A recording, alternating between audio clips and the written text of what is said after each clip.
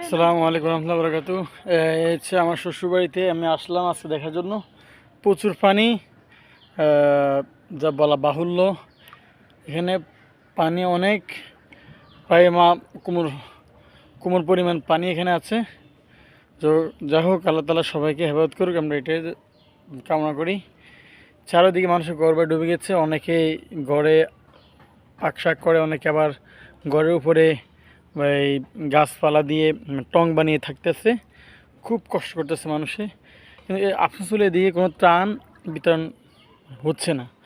সব দিকে দেওয়া হচ্ছে, এদিকে কেউ আসছে না, এমনকি কেউ মানে মানে দেখতেছে না। এটাই আফসোস লাগে আর কি। আমার শ্বশুরা প্রায় এদিকে 4-5টা ঘর, আরও অনেক ঘর আছে। আমি শুধু এক বাড়িতে দেখলাম সবাই এখানে বসে আছে। সবাই এখানে কি করে যে টঙের উপর বসে আছে, খানা পিনা খুবই কষ্ট পাচ্ছে। যাই হোক, দেখতে পাচ্ছেন চতুর্দিকে পানি, কোমর পরিমাণ পানি। আমরা কোমর পরিমাণ পানিতে আসছি আমার শ্বশুর শাশুড়িকে দেখার জন্য, এই আর কি। তো সবাই আমাদের জন্য দোয়া করবেন, বন্যার কবল থেকে যেন আল্লাহ তাআলা সবাইকে রক্ষা করে, এটা আমরা শুভকামনা করি। পানি চতুর্দিকে পানি, মনে হচ্ছে যে একটা গাং বা একটা খাল বয়ে গেছে, একটা গাং বয়ে গেছে, একটা পুকুর এখানে আছে, এটা মনে হচ্ছে আমাদের।